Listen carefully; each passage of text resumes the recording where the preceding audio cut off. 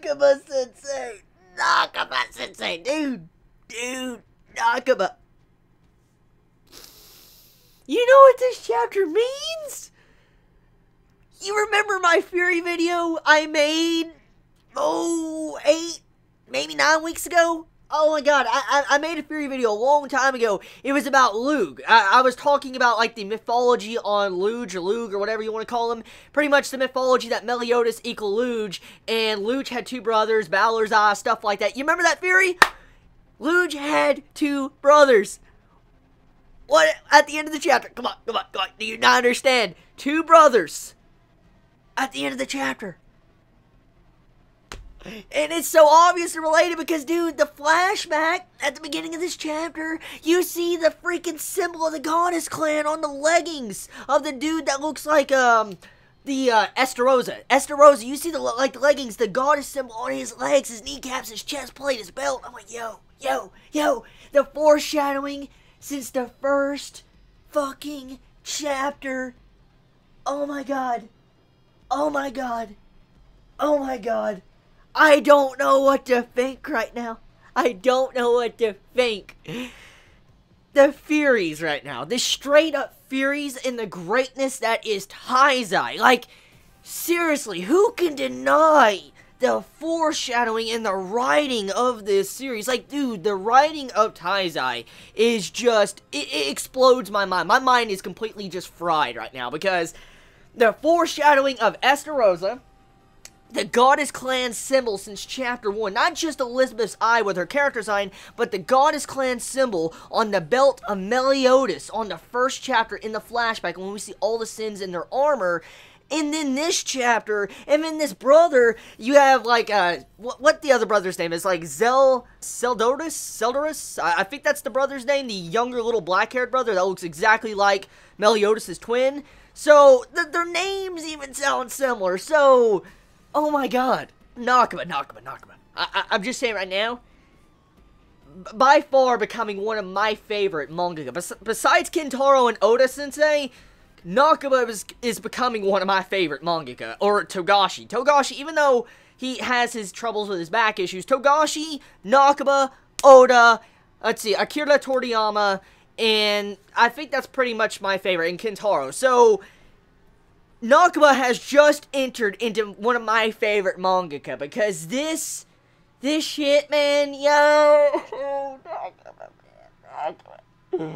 My leg theory, man. My leg theory, dude. It makes so much sense. Like, all we need now is just a giant-ass, like, Cyclops dude's corpse in that 30,000 feet deep hole. Speaking of that 30,000 feet. Yo, the hole is 30,000 feet deep.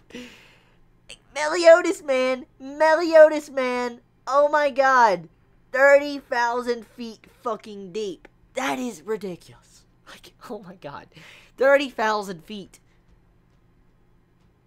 Oh my god. That pretty much, once again, goes along with the mythology of Balor. It goes along with it. Because remember, Balor, when he hit the ground, his eye made a hole that went into the earth, pretty much, like way deep into the earth. 30,000 feet deep. 2 brothers of LUGH. LUGH would be, you know, Meliodas. The 2 brothers is Zeldorus and Estarossa. So, yeah. And then Liz. The Liz foreshadowing. Like, I mean, that's been obvious and very apparent, but still, the Liz foreshadowing.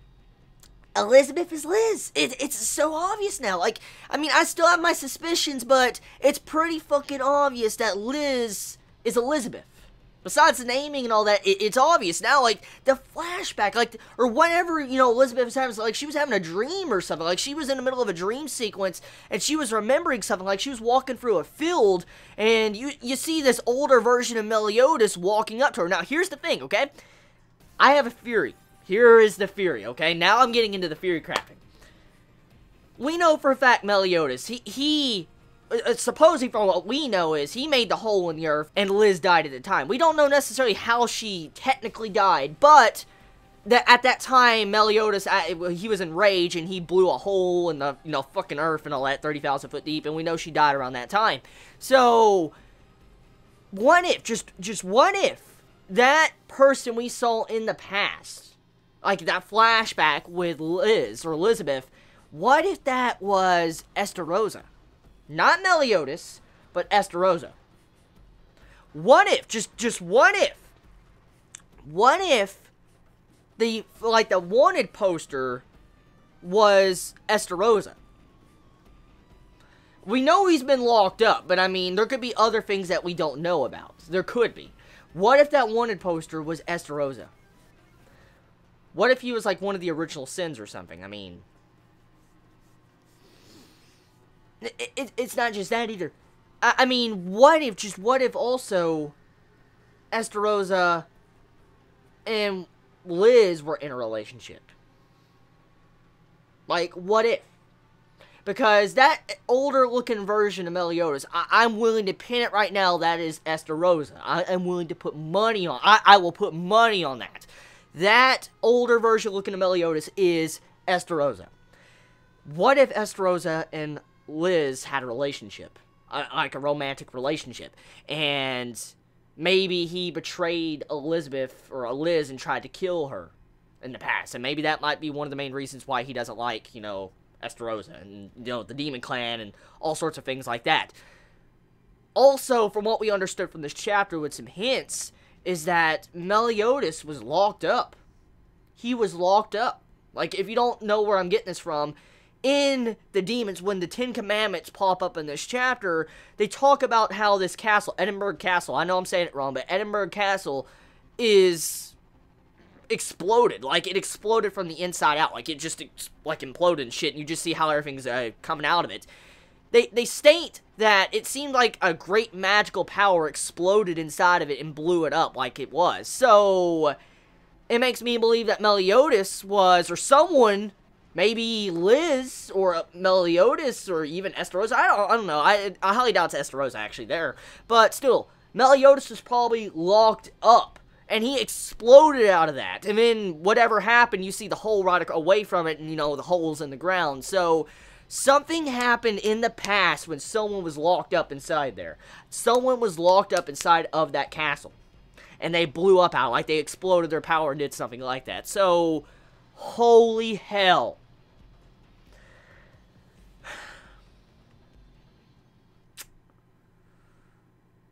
You don't know how much I just want to say I fucking called it, dude. I fucking called it. The LUGH theory, dude. Fucking LUGH theory. The fucking LUGH theory, dude. I fucking called it. Okay. Sorry. I had to let that out. Gotta get me some coffee. Give me a minute. I got some coffee. Okay. Anyways. This chapter of Taizai, it gives us a lot. A lot. It feels like a short chapter, but it confirms a lot of my questions, or a lot of my theories. Mainly this chapter, from the outsider viewer's perspective that's casually reading Taizai, this looks like a standard shonen chapter that's not really that important. Or it has slight little plot twists. That's what the average casual reader of Taizai would look at this chapter like. But this chapter is deep. Fucking deep, because the foreshadowing with the Goddess Clan symbols, Liz, the face, the wanted poster, the brothers, the LUGH theory, all this building up into one grand circle with Balor. If they go down that hole and they see like a corpse of Balor or something, I'm going to flip. I will fucking flip, dude. Dude, if I see that shit, I will flip, because that's what I think is going on here. Like, the way Nakaba Sensei is building this up is exactly like that mythology of them. And if that does happen, oh. So, here's another thing they also confirm. Diane is weakened in her small form.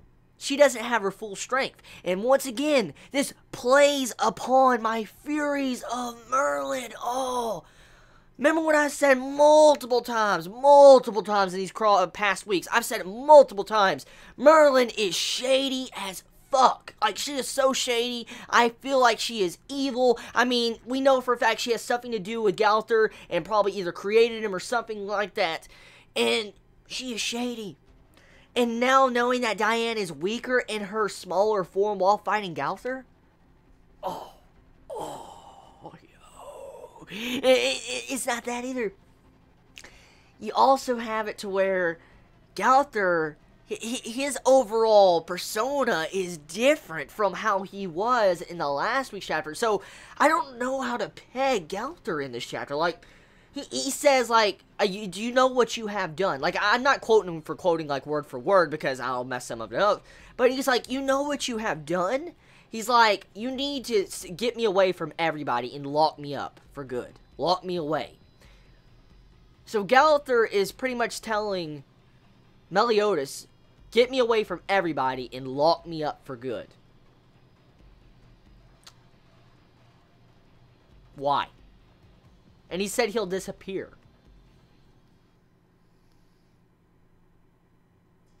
I don't know how to take that. I don't know how to take that at all.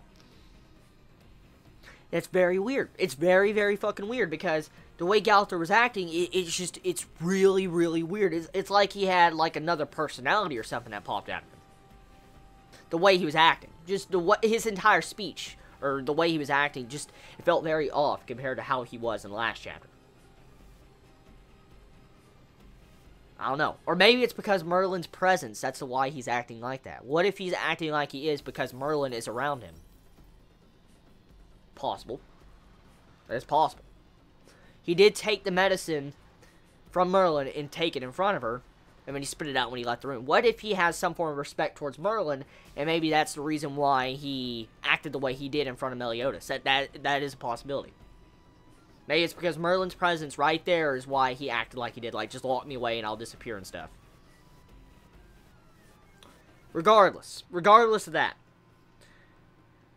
The chapter, it feels short. It does feel short. But there's just so much you can grasp from this chapter. Like I said, if you really dive into Taizai and you've been paying attention to the foreshadowing and really looking deep into the series' writing and stuff, this chapter will be 10 out of fucking 10. Like, 10 out of 10 because of the way it was set up. And the way it was just a massive revelation. Like, the title name of this revelation, fitting as fuck. So fitting. Nakama Sensei. You know what? Fucking fitting. Revelation. As the title chapter name. Yo. Nakama, you know.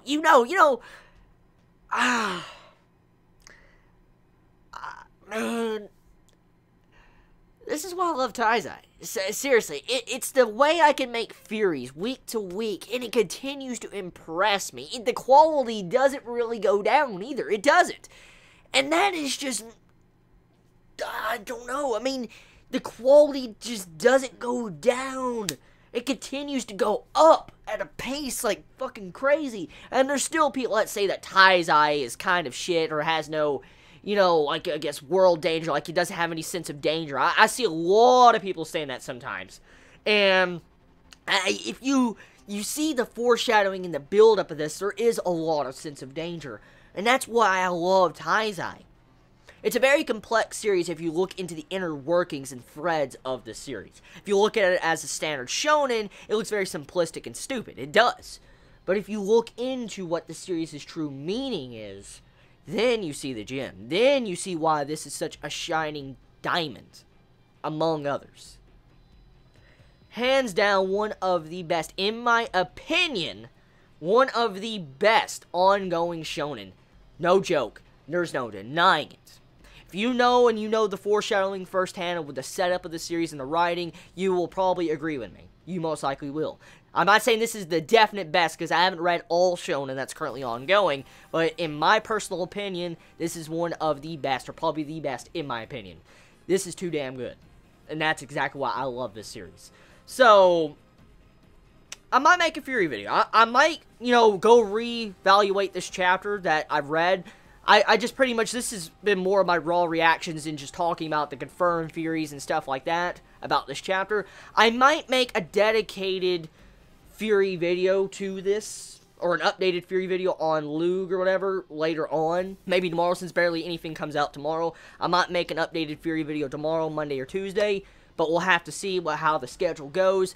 But I do want to talk more about Taizai, because this chapter, oh my god, I really got to go back. I got to go back to the earlier parts of Taizai. I got to look at the chapters with the old man Kane. I got to look more at the, you know, flashbacks with Meliodas and his armor. I want to go back to that chapter with Meliodas's, you know, sacred treasure when he sold it off. I want to go read that again. Also, I cannot wait to read that chapter about Escanor. The chapter of Escanor, Escanor's flashback and stuff, the actual rolls are slightly out already. There's already leaked raw scans already out of that chapter, the side story of Escanor. I've already seen a picture of Escanor. If you want to look it up, you can look it up on Google and stuff. There's pictures all over the place. But pretty much Escanor's appearance has already been unveiled, and I'm like, whoa, so you'll have to see it for yourself. But hopefully that chapter gets translated soon, because I do want to see that chapter so fucking much. I really do. Because it might explain a lot of things about this chapter. But tell me your thoughts in the comments below. How do you feel about this chapter of Taizai? Are you excited like me? I love you all so much. You have a wonderful day or night wherever you live. Please be safe. Chibi out.